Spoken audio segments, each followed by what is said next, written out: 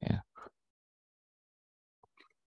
Kita sampai pada bab tentang kerusakan sistem kapitalisme, fasadun nizamil ra'sumali.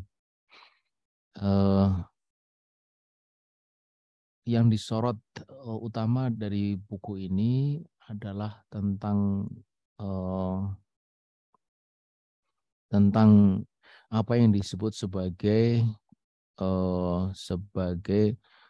muskilatul asasiyah, ya, problematika dasar, problematika utama atau problematika dasar dari ekonomi. Kita tahu bahwa kapitalisme itu mengatakan bahwa problem utama dari ekonomi itu adalah scarcity atau kelangkaan. Yang itu diambil dan itu merupakan kesimpulan yang diambil dari fakta menurut mereka bahwa kebutuhan itu tidak terbatas, sementara alat pemuas kebutuhan itu terbatas. Karena kebutuhan tidak terbatas, sementara alat memuas kebutuhan itu terbatas, nah disitulah terjadi kelangkaan atau scarcity. Ini adalah poin penting ya, dari kerusakan sistem kapitalisme itu.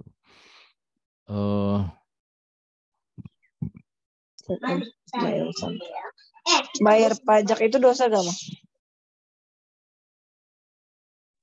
Jadi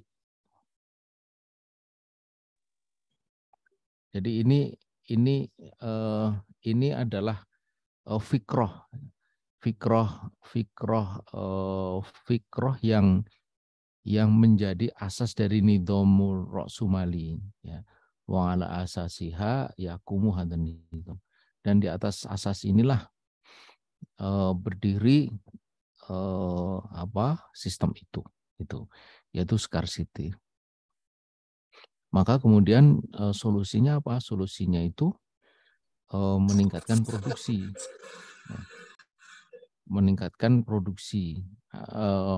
atau mendorong produksi supaya kelangkaan itu tidak terjadi, baik produksi barang maupun jasa. Nah, bagaimana kita memandang persoalan ini?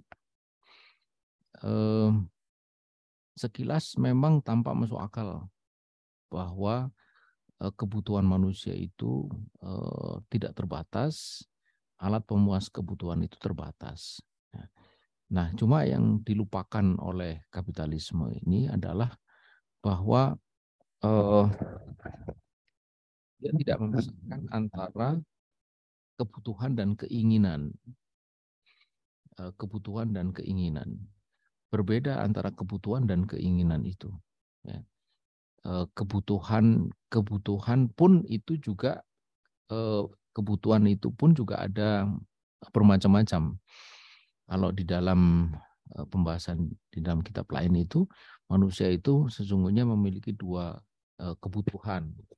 Yang pertama yang disebut dengan istilah hajatul udhawiyah, dan yang kedua yang disebut sebagai naluri atau ghariza.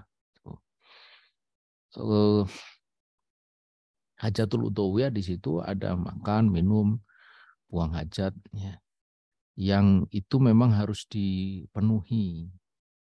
Bila tidak dipenuhi bisa berakibat kepada kematian. Itu hajatul udhawiyah. Dan kebutuhan ini kebutuhan yang sebenarnya sangat terbatas, bukan tidak terbatas. Buktinya atau faktanya, ketika kita memang memerlukan makanan kalau lapar, tapi begitu kita sudah dikasih makan, maka pada titik tertentu kita sudah tidak mau lagi memakan atau mengkonsumsi makanan yang dihidangkan kepada kita. Nah, contoh paling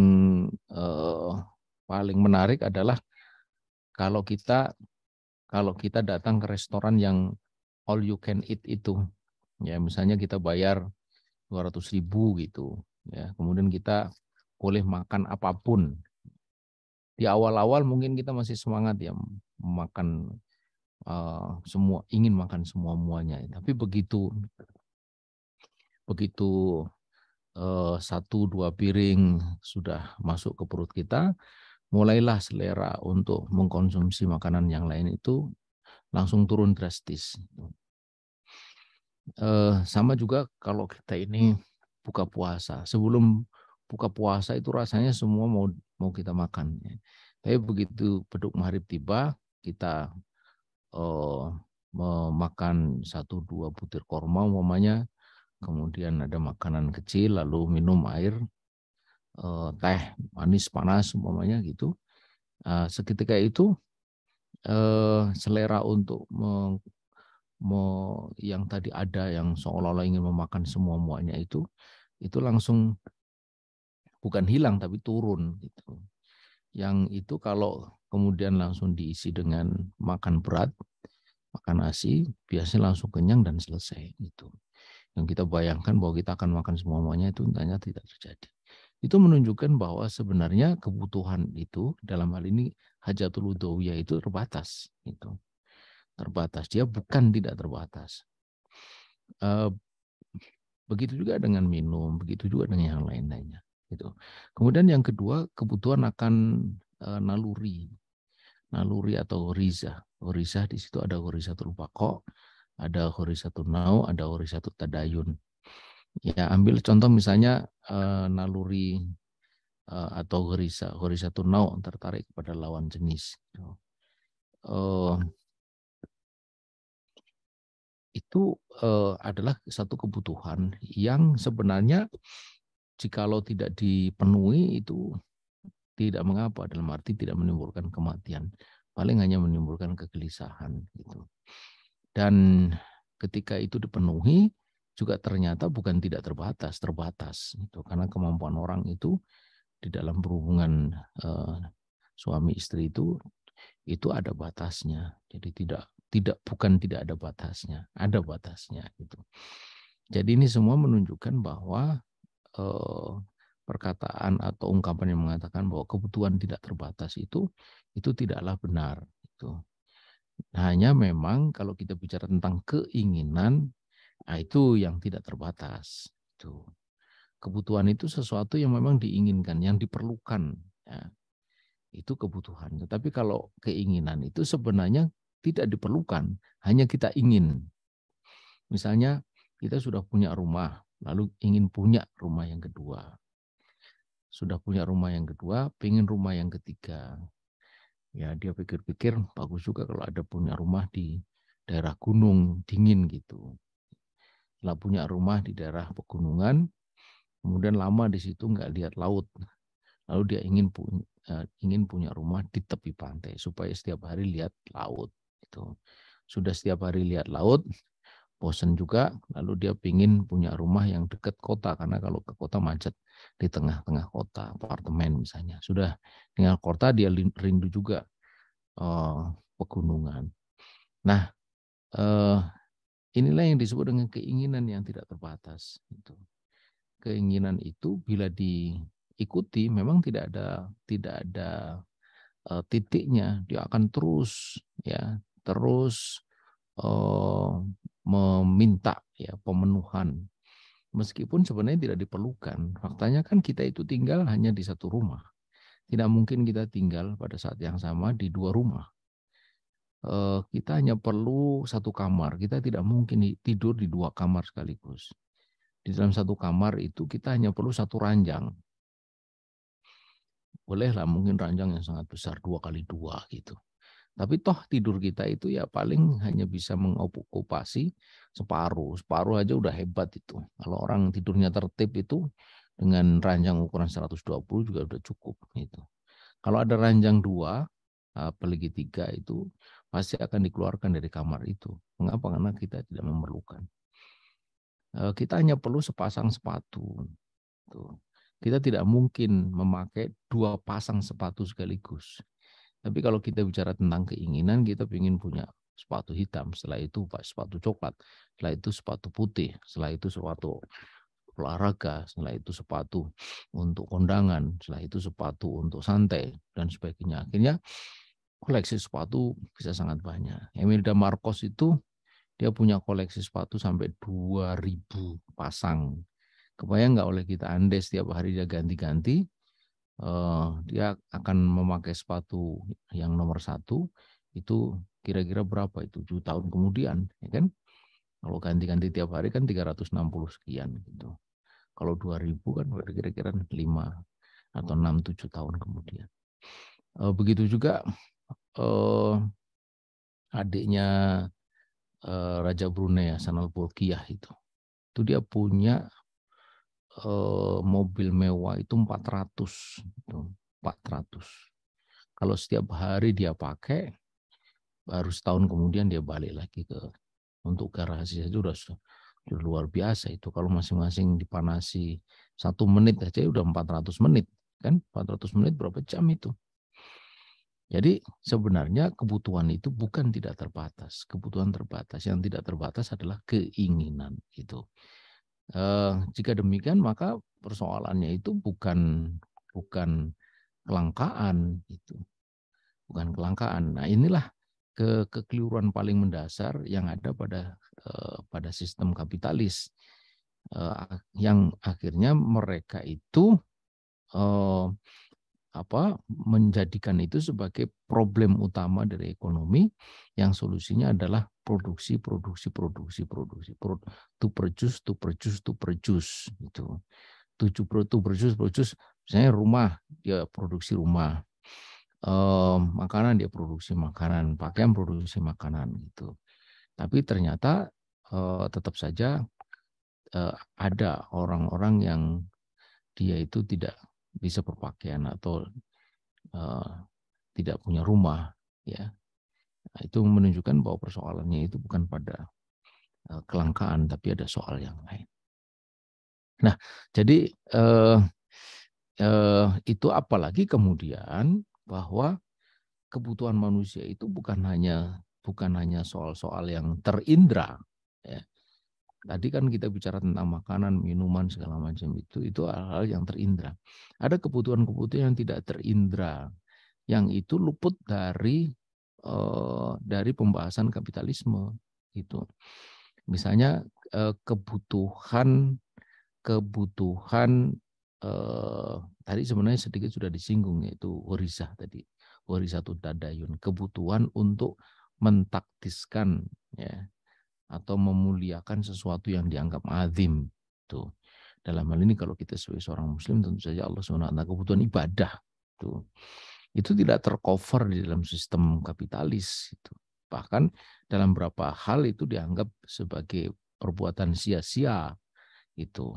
Orang selalu berpikir, coba bayangkan kalau uang yang digunakan untuk pergi haji itu dikumpulkan, itu akan menghemat devisa luar biasa. Itu seolah-olah manusia itu kebutuhannya itu adalah kebutuhan material saja. Seolah-olah pergi haji itu tidak ada hubungannya dengan kebutuhan manusia. Gitu. Padahal pada diri manusia itu juga ada kebutuhan macam itu yang disebut sebagai horisatu tadayun tadi itu. Naluri beragama yang ekspresinya adalah melakukan takdis atau pengagungan terhadap sesuatu yang dianggap azim. Dalam hal ini tentu saja Allah Subhanahu wa taala gitu. Korban itu udah sejak beberapa tahun terakhir itu makin kencang mendapatkan kritik karena itu dianggap sebagai kesia-siaan. Berapa puluh juta kambing atau domba atau sapi yang harus dikorbankan itu. Sementara uang yang dikumpulkan itu yang dibelanjakan itu sangat besar. Andai uang itu dikumpulkan untuk membangun infrastruktur, menolong orang miskin, itu pasti akan lebih bermanfaat kata mereka. Tampaknya itu pemikiran atau pendapat yang sangat bagus, sound good gitu. Tetapi di dalamnya itu ada kesalahan berpikir yang sangat mendasar, yaitu menilai bahwa manusia itu sekali lagi dia hanya memiliki kebutuhan-kebutuhan material. tidak ada kebutuhan-kebutuhan immaterial, kebutuhan-kebutuhan yang ghairu maksus, yang tidak terindra gitu. Ini yang luput dari pembahasan kapitalis. Karenanya maka kemudian sistem ekonomi kapitalis itu sistem ekonomi yang dia itu tidak memberikan ruang bagi terpenuhnya kebutuhan-kebutuhan yang bersifat imaterial tadi itu, karena semuanya itu dinilai sebagai sesuatu yang bersifat material gitu. Disitulah yang kemudian kita bisa melihat impact-nya itu atau dampaknya itu ternyata sangat mengerikan gitu. Ketika orang itu kemudian mengekspresikan kebutuhan-kebutuhan yang imaterial itu secara salah gitu. Di situ yang saya kira bisa menjadi jawaban kenapa kok muncul sekte-sekte yang aneh-aneh gitu ya. Kemudian kenapa juga mereka itu memiliki ini, kita tahu namanya night club ya, klub malam. Klub malam, apa sih klub malam itu? Klub malam itu kan klub yang diadakan di malam hari, di mana orang pada berkumpul di satu tempat untuk bersenang-senang di sana. Itu nyanyi, menari, kemudian minum minuman keras dan sebagainya gitu. Itu yang disebut dengan night club itu. Kenapa night club itu bisa tumbuh di negara atau di masyarakat kapitalis? Karena setelah seharian mereka itu bekerja, malam hari itu dianggap sebagai saat yang tepat untuk melepas lelah. Melepas lelah, menumpahkan kegembiraan atau kepenatan itu pada satu tempat itu. Nah, itu sebenarnya menunjukkan bahwa manusia itu punya sisi-sisi yang imaterial itu. Meskipun kemudian ekspresinya ekspresi material juga, ya kan, minum, kemudian nyanyi, nari segala macam gitu. Yang ini sekali lagi tidak tercover gitu di dalam pembahasan sistem kapitalis. Karenanya makanya sistem kapitalis itu adalah sistem yang dia menempatkan manusia itu sekedar sebagai makhluk ekonomi. Dia bukanlah makhluk ciptaan Allah yang dia memiliki pikiran, memiliki rasa, dan memiliki pandangan kehidupan sekarang, kehidupan sebelum sekarang, dan kehidupan setelah sekarang itu tidak tercover dalam kapitalis. Kapitalis itu hanya berpikir tentang kehidupan sekarang, kehidupan sebelum sekarang apa tidak dipikirkan, kehidupan setelah sekarang apa tidak dipikirkan. Disitulah sistem ekonomi kapitalis itu sistem ekonomi yang dia adalah satu sistem yang putus dengan rangkaian, kalau bahasa Jawanya itu sangkan paraning dumadi gitu, asal muasal kehidupan, dan dia juga putus dengan kehidupan yang akan terjadi nanti. Karena itulah kalau kita membaca kapitalis itu, dia tidak pernah berbicara tentang apa hubungan antara kegiatan ekonomi dengan kehidupan nanti. Jadi kita tidak pernah mendengar ada dosa, ada pahala gitu di dalam du dan dunnya itu. Du dan dunnya itu melulu bicara tentang kerugian material, keuntungan material. Kerugian dan keuntungan itu dipahami sebagai keuntungan material, kerugian material. Jangan kau lakukan itu karena itu merugikan, lakukanlah itu karena itu menguntungkan. Tidak pernah bicara tentang pahala dosa, apalagi kemudian bicara tentang surga neraka. Sebagai ini kalau umpamanya dibicarakan, itu dibicarakan dalam konteks yang berbeda. Konteks agama, konteks gereja, konteks spiritualisme yang tidak ada hubungannya dengan ekonomi. Ekonomi itu steril dari persoalan-persoalan, kalau dalam bahasa kita itu ukhrawi, steril dari persoalan-persoalan berkenaan dengan pandangan hidup manusia tentang untuk apa sebenarnya dia hidup, kemudian kemana nanti setelah mati gitu. Jadi demikian ringkasnya kerusakan dari sistem ekonomi kapitalis yang ini dari segi pikiran dasarnya ya, nanti kita bisa bicara lebih jauh lagi tentang hal-hal yang kemudian timbul akibat dari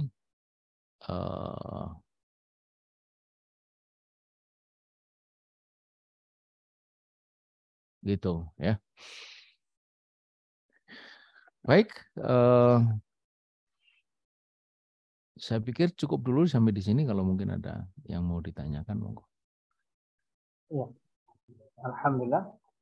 Sedikit saya ingin sampaikan poin dari beberapa yang tadi disampaikan oleh Ustaz Naim Contoh berkaitan dengan problem ekonomi dalam sistem ekonomi kapitalis. Ya. Setidaknya saya mencatat ada juga yang saya tangkap ya, boleh jadi nanti Bapak Ibu bisa mengkonfirmasi kembali kepada Ustaz Ismail. Ya. Apakah dalam bentuk pertanyaan nanti? Pertama, problem ekonomi yang dipandang dalam kitab ini dan kemudian dijelaskan beliau bahwa kapitalis menganggap problem ekonomi itu berangkat dari scarcity ya, atau kelangkaan ya, di mana mereka mencari solusi untuk menyelesaikan kelangkaan ini dengan mendorong ataupun meningkatkan produksi. Sehingga di satu sisi juga berkaitan bahwa mereka belum mampu ya atau tidak mampu menempatkan secara proporsional. Ya, secara proporsional bahwa tidak mampu meletakkan di mana pembeda kebutuhan dengan keinginan hidup. Tadi beliau mencontohkan bahwa pada umumnya kebutuhan itu sifatnya terbatas, sedangkan yang namanya keinginan itu tidak terbatas ya. Nah, sehingga kalau apa yang kita miliki atau yang kita inginkan ya sifatnya itu tidak akan pernah puas kayak tadi seperti yang disampaikan oleh Ustaz. Kemudian yang terakhir poin tadi yang saya tangkap bahwa masalah ekonomi dalam pandangan kapitalis ini dari sisi filosofinya ya, filosofi sistem ekonomi kapitalis itu sendiri yang mereka memisahkan ya, cara pandang mereka tidak menyiapkan ataupun memisahkan kehidupan mereka dengan kehidupan yang akan datang maupun yang hari ini. Nah, kemudian Bapak Ibu berkaitan dengan tadi beberapa poin yang sudah kami catat terkait dengan materi yang beliau tadi sampaikan bahwa bab atau kajian kita malam hari ini berkaitan dengan pandangan kapitalisme tentang problem ekonomi. Jika Bapak Ibu ada yang ingin bertanya berkaitan seputar bahasan kita malam hari ini, bisa nanti melalui kolom chat, nanti akan kami bacakan pertanyaan-pertanyaan yang masuk. Kemudian kalaupun ada yang melakukan pertanyaan bertanya langsung kepada beliau, boleh nanti buka mic-nya langsung bertanya kepada beliau. Silakan Bapak Ibu, jika ada yang ingin bertanya, kami berikan kesempatan karena ini waktu untuk kami buka ya untuk sesi tanya jawab.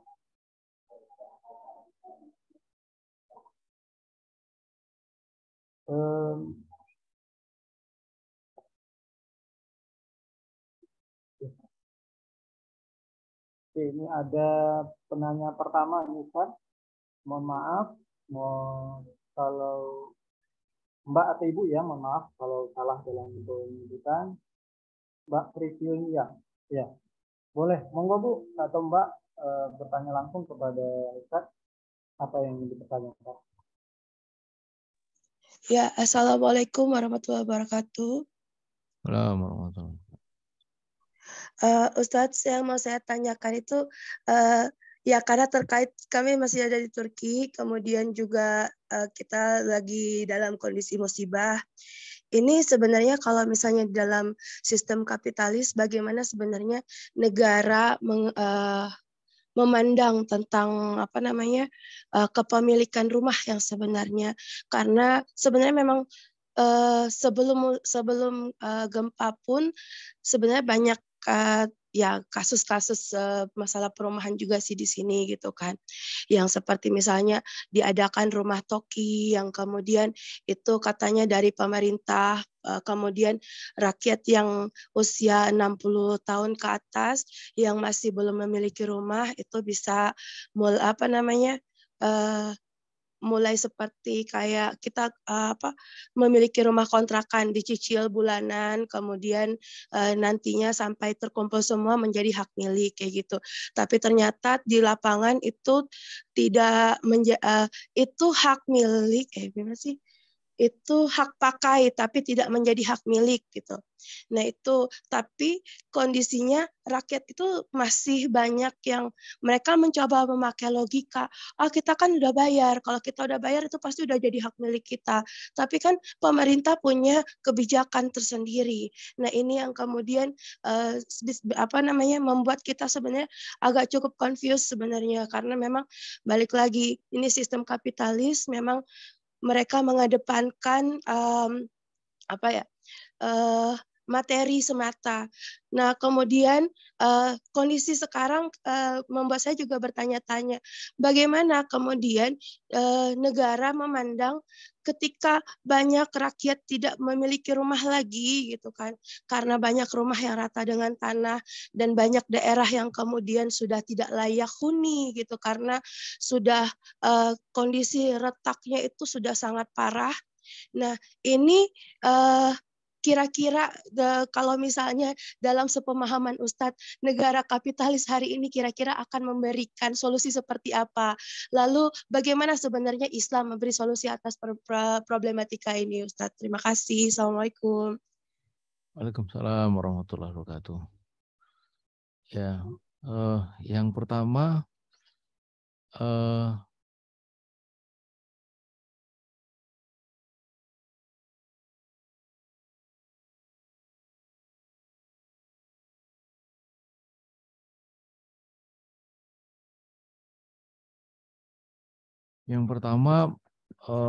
penting sekali untuk kita memahami musibah itu, karena jika kita tidak cukup pas memahami musibah itu, dia bisa mengundang problem. Ya, musibah itu problem, tapi sikap dalam menghadapi musibah itu bisa mengundang problem baru. Yang pertama adalah bahwa musibah ini qadha dari Allah Subhanahu wa taala, ya. Gempa bumi, gunung meletus itu peristiwa yang kita tidak mungkin mencegahnya, ya kan? Saya belajar seismologi, sepanjang saya mempelajari ilmu itu gak ada satupun chapter yang berisi tentang bagaimana mencegah terjadinya gempa, nggak ada. Yang ada adalah mitigasi gempa. Tujuannya untuk memperkecil dampak buruk dari terjadinya gempa itu. Jadi ini adalah qadha yang kita harus terima dengan penuh keikhlasan dan keridhaan, khairihi wa syarrihi minallah.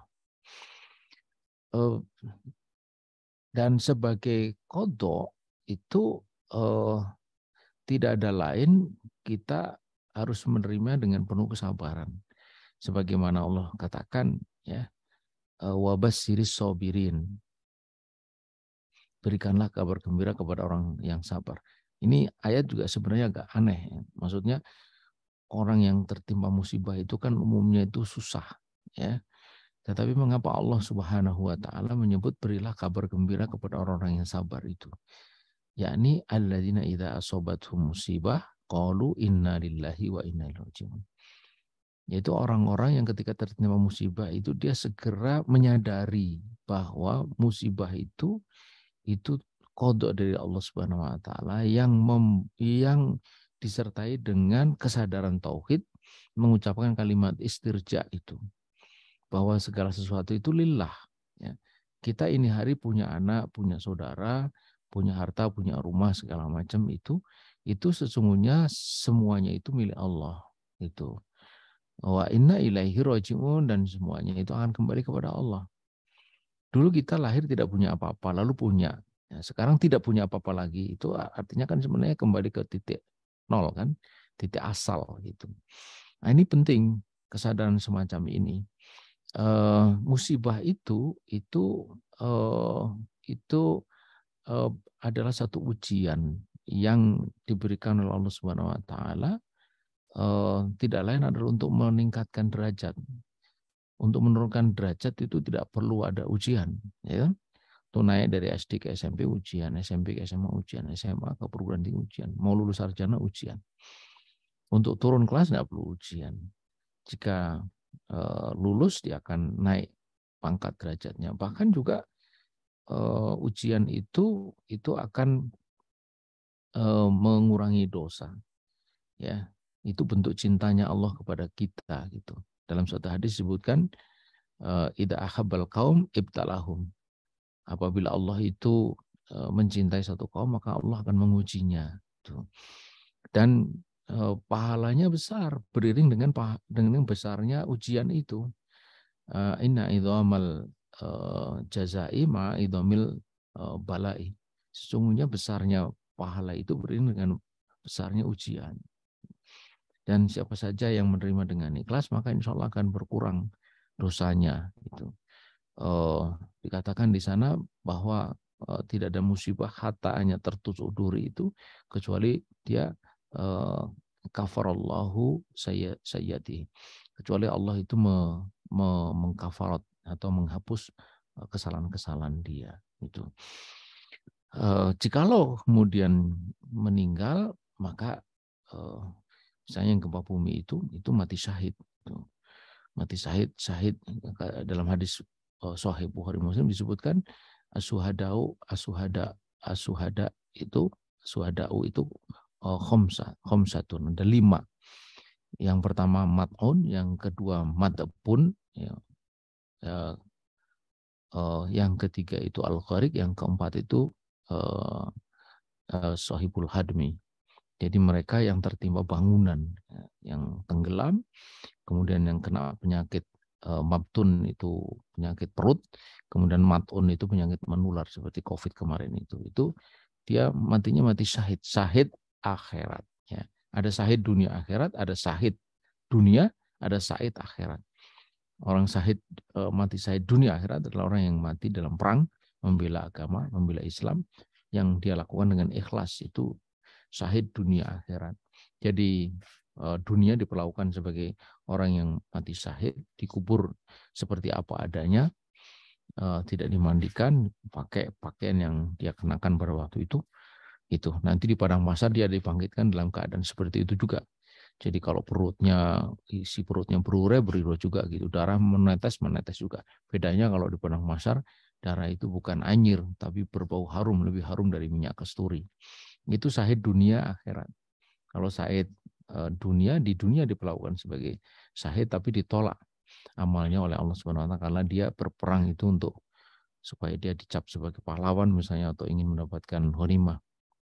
Nah, syahid akhirat adalah syahid orang yang mati syahid. Di dunia diperlakukan sebagai orang meninggal biasa, seperti orang tenggelam, orang tertimpa bangunan, ya, gempa segala macam itu. Tapi di akhirat dinilai oleh Allah sebagai orang yang mati syahid itu. Karena itu sedih, tetapi di dalamnya ada rasa syukur gitu, ya kan? Orang mati syahid itu kan harus disyukuri.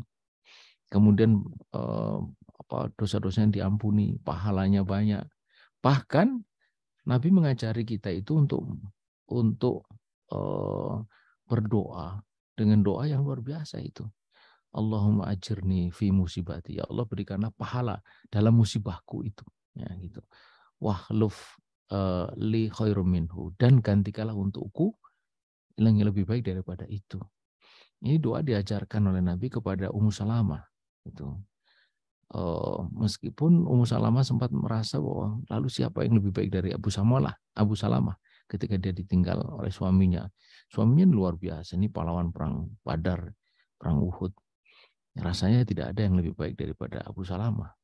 Tapi ternyata doa itu dikabulkan, dan siapa yang datang kepada Ummu Salamah menggantikan Abu Salamah? Ternyata betul memang orang yang lebih baik daripada Abu Salamah. Siapa? Baginda Rasulullah SAW sendiri yang kemudian melamar Ummu Salamah sebagai istrinya yang kesekian.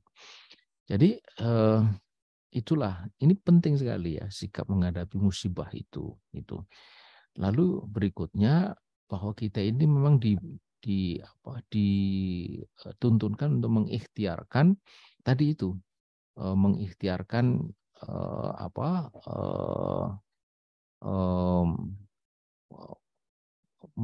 mengurangi risiko gitu. Karena itu misalnya kalau gempa kita harus memikirkan bangunan yang tahan gempa. Saya pernah berada di Jepang ketika terjadi gempa besar tahun 2011 dulu yang ada tsunami itu. Itu luar biasa itu.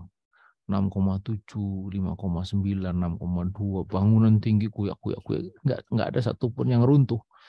Jangan lagi bangunannya genteng jatuh pun enggak gitu. Jadi luar biasa konstruksi tahan gempa mereka bikin itu. Nah, yang begini ini mesti kita pikirkan gitu.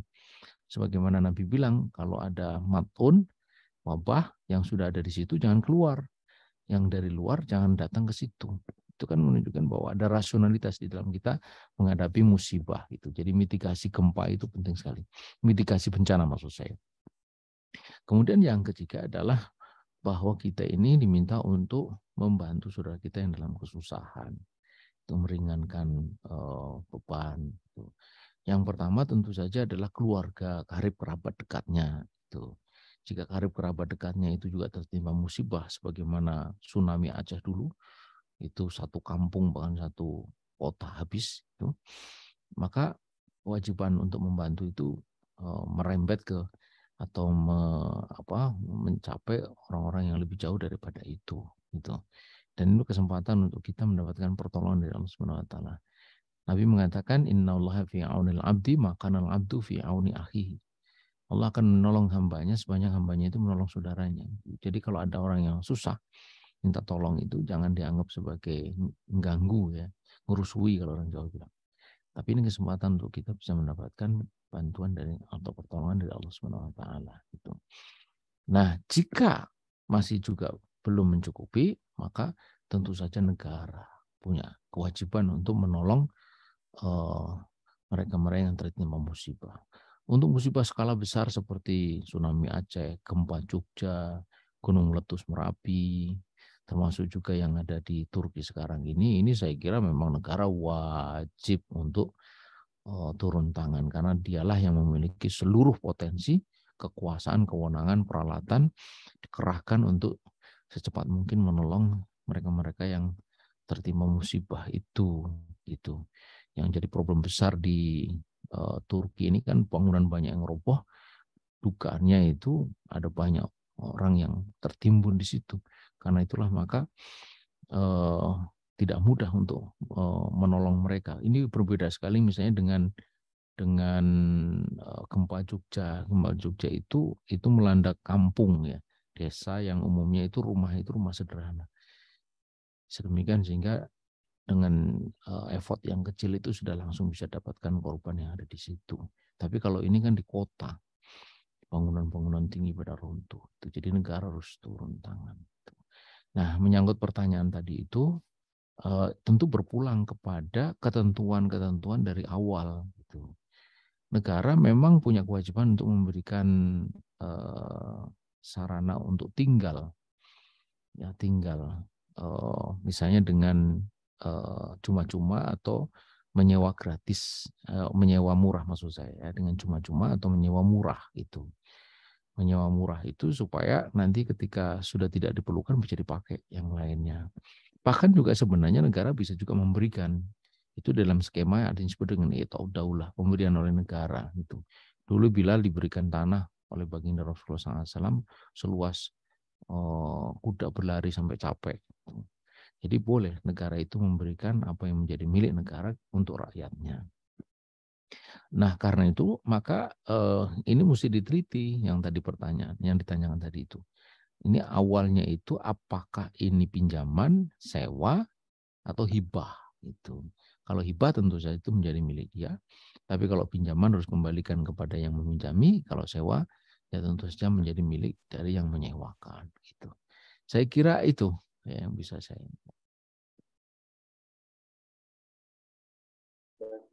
Ya, alhamdulillah. Kami kira cukup jelas ya. Ibu Mbak Berlia ya. Yang pertanyaan pertama itu agak berbeda. Ya, gimana?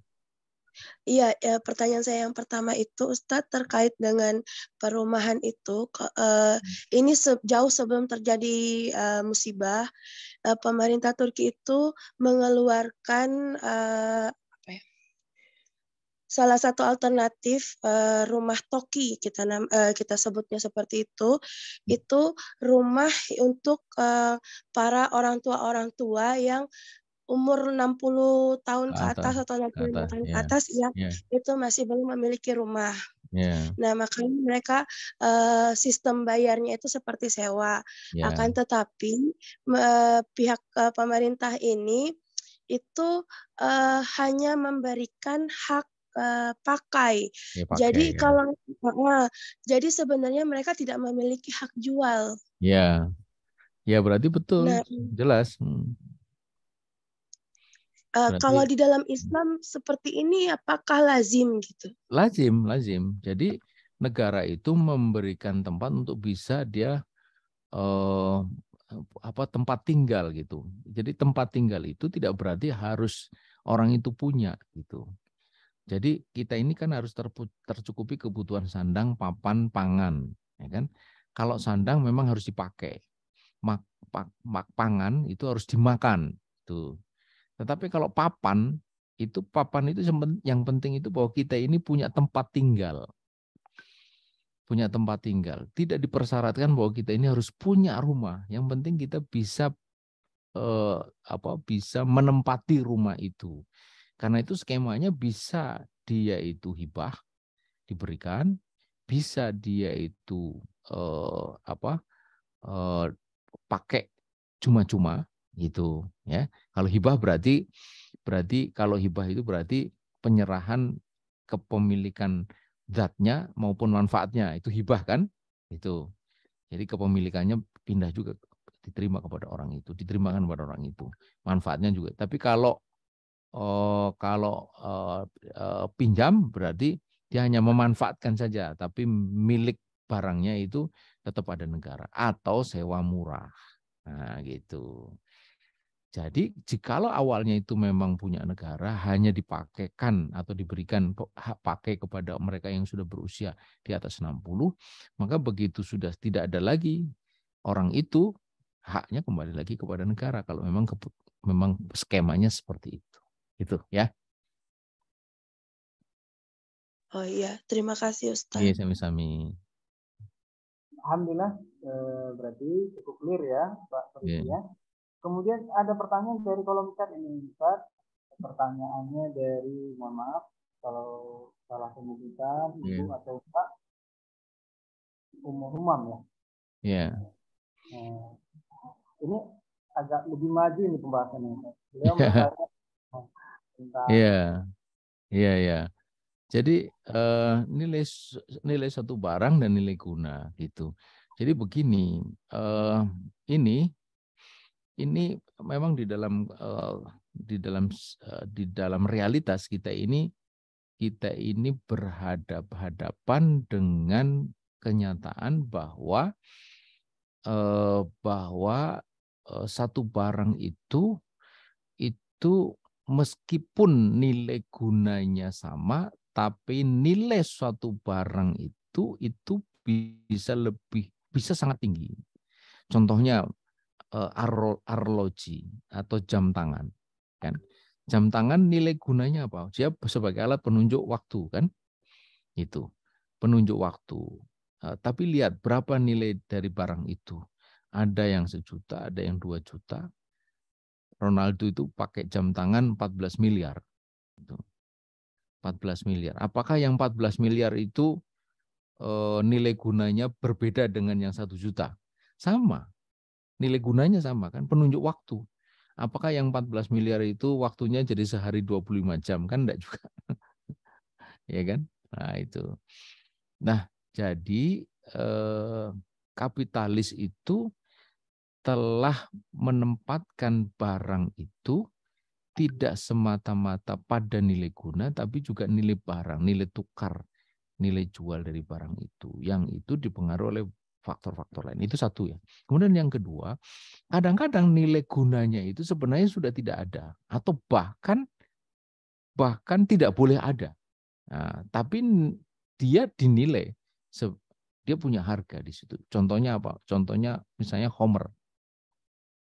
Homer itu kan harusnya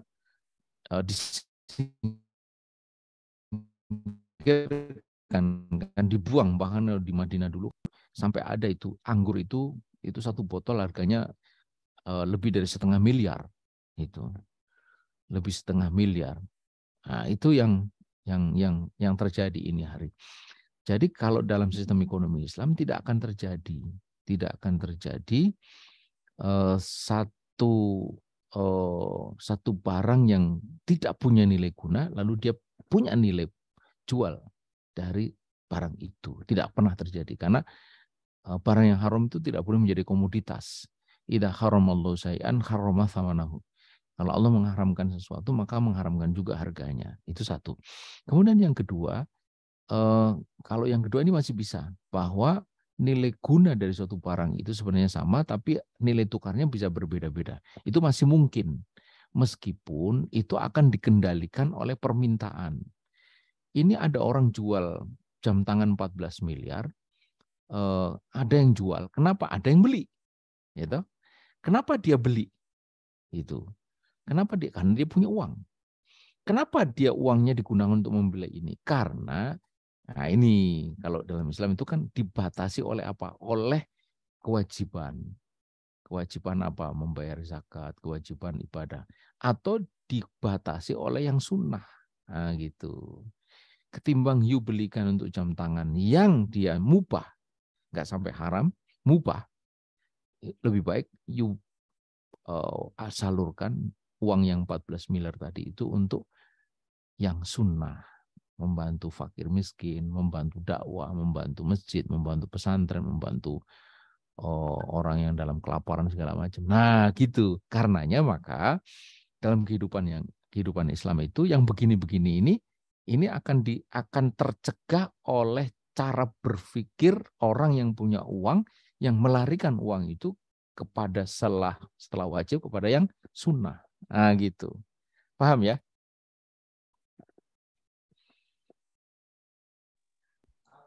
Iya Ustaz. Ya. Dulu waktu halako ini nggak paham-paham. Sekarang paham. Insya Allah. Berarti kan nilai itu terkait dengan harga ya Ustaz, nilai tukar. Ya. Terima kasih Ustaz. Ya, sama-sama.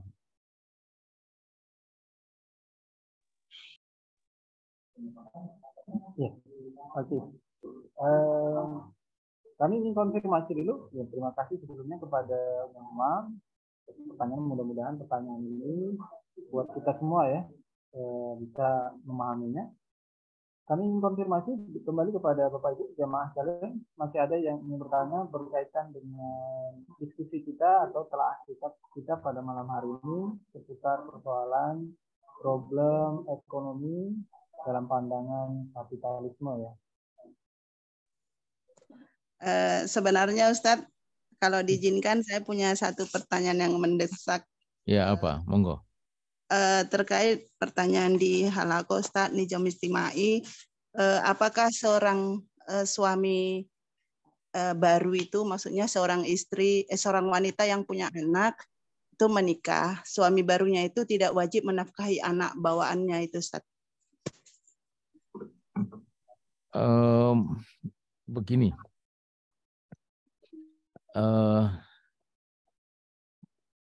Itu anak dia punya ayah, ya kan? Yang ayah itu memang sudah tidak menjadi suami dari ibunya, ya toh, benar kan? Ya Ustaz. Ya, begitu. Nah, kewajiban nafkah itu memang pada ayah. Itu tidak pernah ada bekas ayah, tidak pernah. Bekas suami, mantan istri ada. Tapi mantan ayah, mantan ibu tidak ada. Kewajiban, jadi kan gini, ketika lahir itu ada hak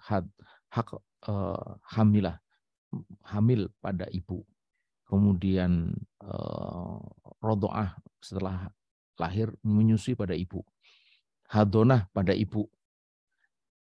Nafkah pada ayah. tarbiyah pada keduanya. Itu. Jadi kalau dia pisah, maka tarbiyah dan tarbiyah dan nafkah itu masih melekat. Itu. Jadi suami istri pisah, tapi pendidikan buat anaknya itu menjadi tanggung jawab berdua. Karena kedua-duanya punya anak. Itu meskipun kedua-duanya bukan lagi suami istri. Maka dia kedua-duanya harus memperhatikan pendidikan dari anak itu. Lalu nafkahnya pada bapaknya. Jadi kalau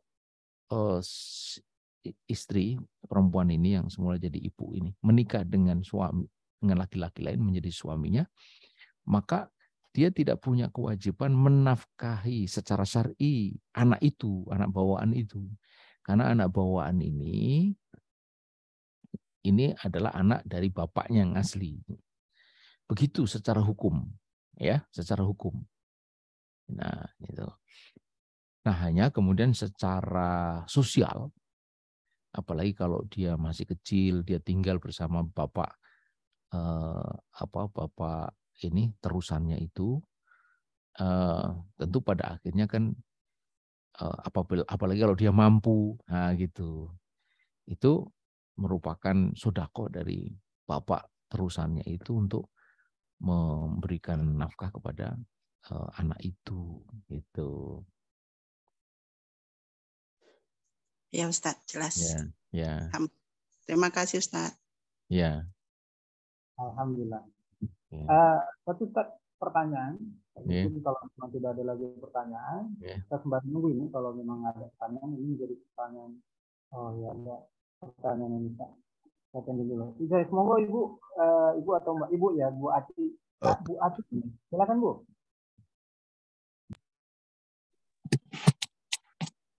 Ya, Assalamualaikum warahmatullahi wabarakatuh. Assalamualaikum. Ustadz Awan nanya, saya 2 kali mengikuti majelis taklim ya, yang itu mereka mengundang majelis taklim tersebut mengundang seorang ustadz. Beliau dosen di salah satu perguruan swasta di Bogor. Nah, beliau katakan terpuruknya umat Islam itu karena ekonomi.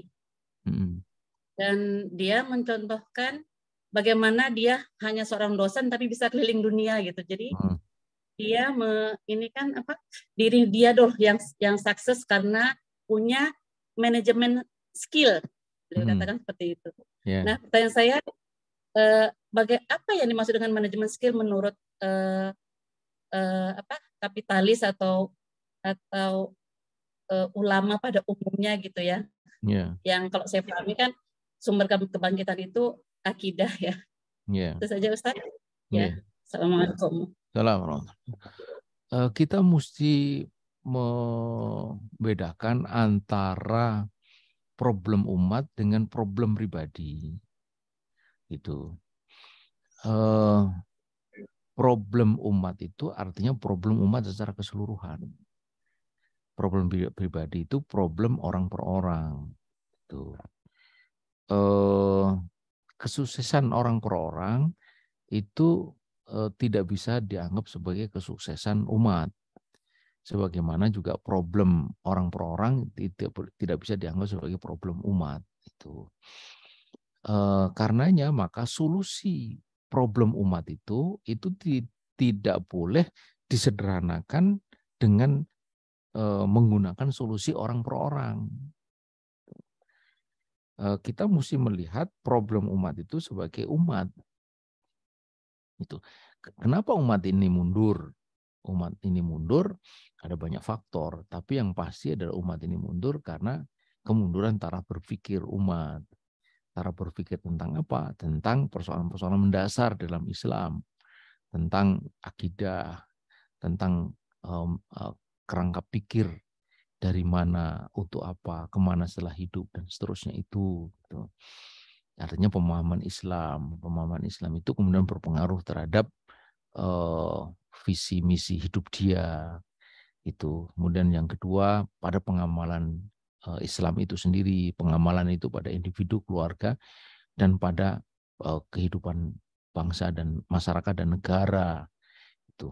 Nah, problem itu datang dari sejak pilihan pola hidup pribadi, keluarga, sampai tatanan negara. Itu. Jadi selebar itulah problem yang dihadapi oleh umat. Ada faktor-faktor individu, misalnya malas, tidak mau usaha tidak mau sungguh-sungguh misalnya gitu. Tapi ada juga faktor-faktor sistem itu.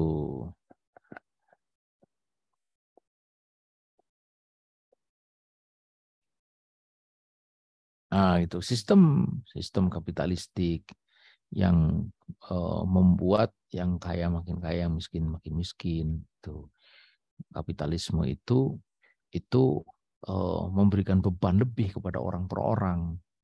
Saya pernah dialog dengan kaum buruh di sana di Mojokerto. Saya tanya mereka penghasilannya berapa? 8 juta satu bulan. Kurang nggak? Kurang gitu. Kenapa kurang? Dia ceritakan ringkas untuk sekolah, untuk makan, untuk kesehatan, untuk transport, untuk listrik, untuk air, segala macam kayak gitu. Tinggal punya sekian gitu. Kurang. Lalu saya bilang begini, andai listrik tidak bayar murah. Andai kesehatan tidak bayar murah. Andai transportasi tidak bayar murah. Gitu. Kesehatan juga gitu, bayar murah. Ya. Sekolah bayar murah. Kira-kira cukup tidak dengan uang segitu? Cukup. Nah, itu menunjukkan bahwa beban itu timbul karena sistem. Nah, karena itulah maka penyelesaiannya tidak bisa orang per orang. Jadi dia mencontohkan dirinya, ya itu berhasil untuk dia, tapi belum tentu itu berlaku untuk semua orang. Itu alhamdulillah dia bisa, tapi orang lain belum tentu bisa karena ada faktor-faktor yang melingkupi dia gitu. Karena itu harus hati-hati, jangan sampai solusi pribadi itu dijadikan sebagai dasar untuk solusi umat, karena tidak selamanya tepat gitu, karena problem umat itu memang ada problem pribadi, tapi ada juga problem sistem. Nah, yang pribadi diatasi dengan pribadi, yang sistem harus ditangani dengan sistem, tidak bisa dengan pendekatan pribadi gitu ya. Baik, cukup? Ya Ustaz, khairan Ustaz. Iya, alhamdulillah. Ini satu pertanyaan ini Ustaz, dari saya. Mungkin ini kalau pertanyaan ini Ustaz, teori yang diambil oleh kapitalis berkaitan dengan problem ekonomi mereka tentang sertifikat tadi Pak, tentang kelangkaan. Ini mau konfirmasi apakah ini sebatas teori atau khayalan Ustaz? Artinya nggak mungkin keluar teori ini kalau memang bukan satu fakta. Nah, lantas pertanyaannya, hubungan antara masalah dengan solusi yang mereka tawarkan ini seakan-akan memang sesuatu yang sangat tepat kiranya. Tapi kalau begitu, apa lantas Islam menyelesaikan kasus kelangkaan kalau memang kelangkaan itu sesuatu yang realitas juga? Kalau memang kita beranggapan bahwa sama-sama kita menilai ini sebuah fakta. Dia berdasarkan fakta, tetapi fakta yang tidak dicermati. Gitu. Fakta itu kan harus dibaca, harus dicermati, harus dipilah, ya kan, dipahami. Ketika fakta tidak dicermati, tidak dipahami, yang muncul generalisasi. Seperti kebutuhan tidak terbatas. Padahal ternyata kalau dicermati, yang tidak terbatas itu keinginan. Sementara kebutuhan itu sendiri sebenarnya terbatas, gitu. Itu. Makanya di dalam satu penelitian yang diselenggarakan oleh World Bank itu dikatakan bahwa sebenarnya bumi ini cukup untuk 10 kali penduduk yang ada sekarang ini. Penduduk yang ada sekarang ini taruh kata 7 miliar, berarti 70 miliar itu masih cukup. Tapi enggak cukup untuk satu orang yang serakah. Nah, itu kan menunjukkan bahwa bahwa keinginan itu yang tidak terbatas. Gitu. Nah, jika itu realitas, bagaimana Islam mengatasi kelangkaan? Kelangkaan mungkin saja terjadi. Misalnya dulu di masa Umar itu pernah terjadi kelangkaan gandum, maka dia melakukan impor dari Mesir masuk ke Madinah itu untuk mencukupi kelangkaan gandum. Kelangkaan itu bisa terjadi misalnya karena paceklik, karena wabah, misalnya gitu, gagal panen, ya kan? Itu bisa terjadi. Nah, bagaimana caranya?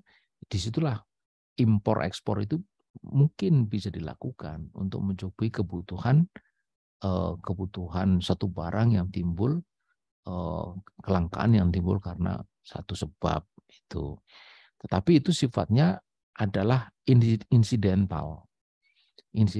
Pada satu waktu tertentu dia tidak akan terus-menerus. Itu. Kenapa? Karena memang ketersediaan itu harus dijaga. Jadi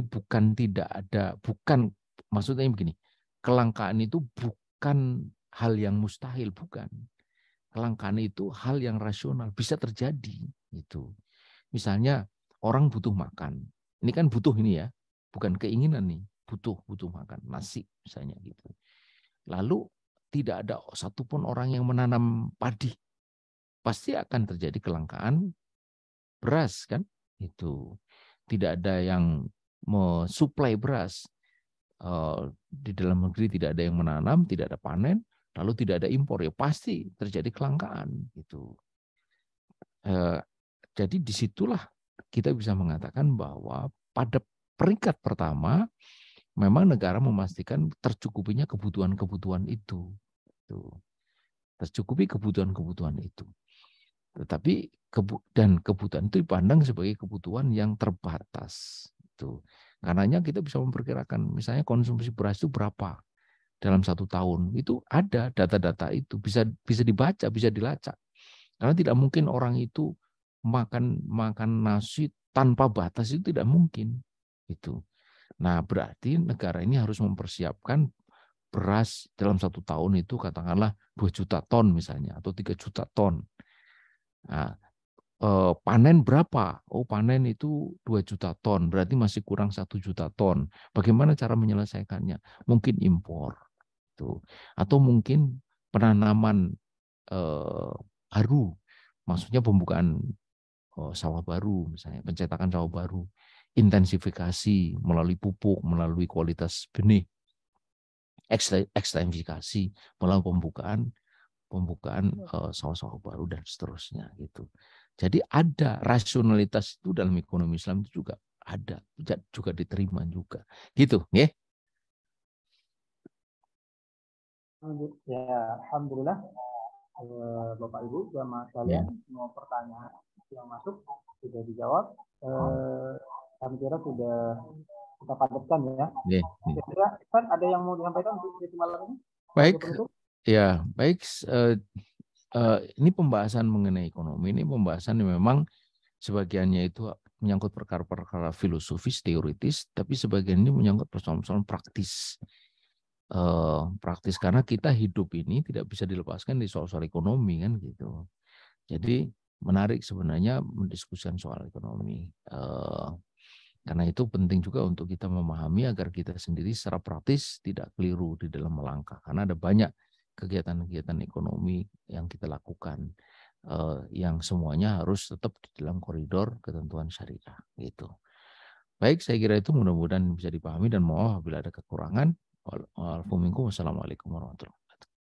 Waalaikumsalam. Ya, alhamdulillah. Waalaikumsalam.